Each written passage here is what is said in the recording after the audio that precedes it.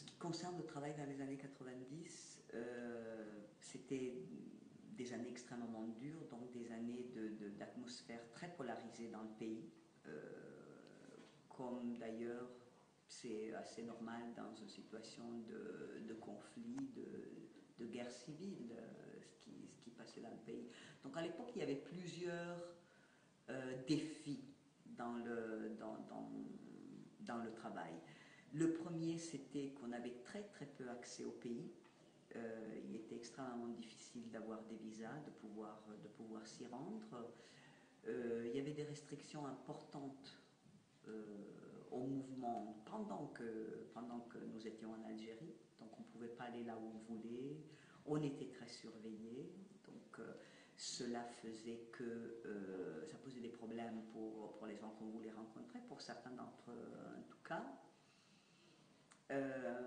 Et comme c'est souvent le cas dans les situations de conflit armé, il était très difficile de séparer les questions qui avaient trait aux droits de l'homme dans une perspective purement de droits de l'homme, donc de droit, de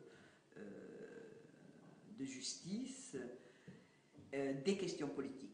Donc les uns et les autres avaient leur prise de position politique. Et dans cette mêlée, il était extrêmement difficile de faire passer le message d'Amnesty qui était, comme toujours, nous n'avions aucune position politique. La question était, comme toujours, on défend les droits des personnes, on ne défend pas leurs idées.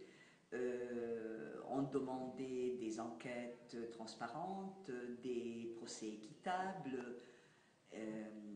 Il est clair que toute personne qui a commis des crimes, même avec toutes les garanties, et les procès, de procès équitables, de ne pas être soumis à des mauvais traitements, etc., ceux qui sont coupables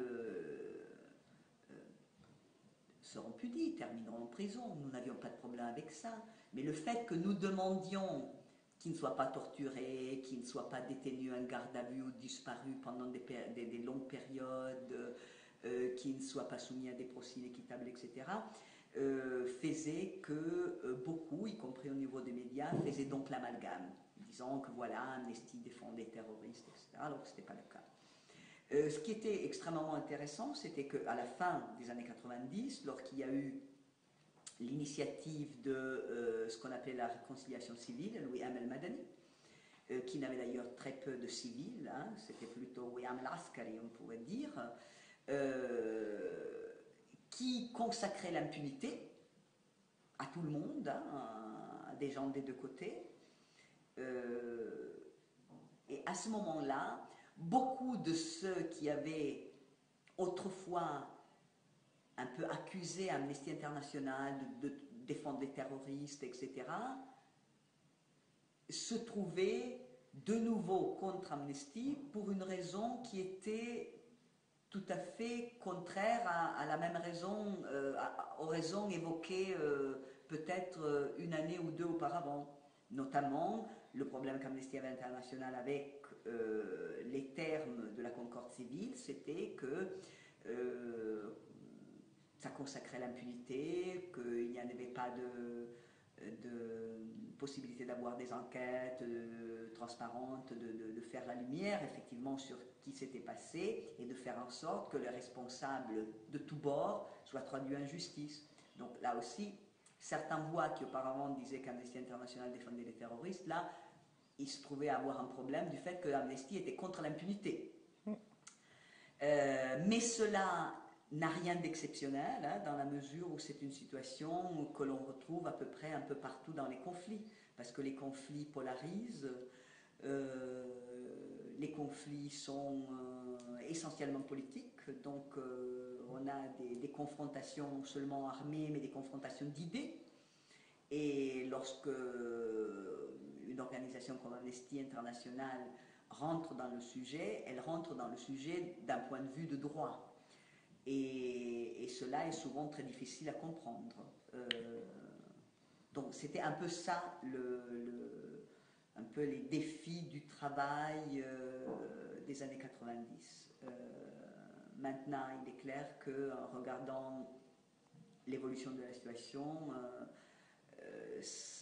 je travaille aujourd'hui, je continue de travailler sur des pays qui sont embrasés par des conflits intractables, et je pense souvent à l'Algérie. Et même si les solutions qui ont été trouvées en Algérie sont loin d'être parfaites, que le travail n'a pas été fait, et le travail d'ailleurs ne peut jamais être tout fait, mais c'est vrai qu'en regardant l'Irak, la Syrie et tant d'autres pays, en pensant à l'Algérie, ça me soulage un peu parce que je me dis, l'Algérie, les Algériens, la population, la société civile, hein, parce que ça vient beaucoup d'eux, ont su dépasser ce qui a été une décennie absolument noire et qui aurait pu continuer pendant très longtemps. Et je me dis que j'espère que le même puisse se passer dans des pays qui sont aujourd'hui où on ne voit absolument pas la lumière à la fin du tunnel.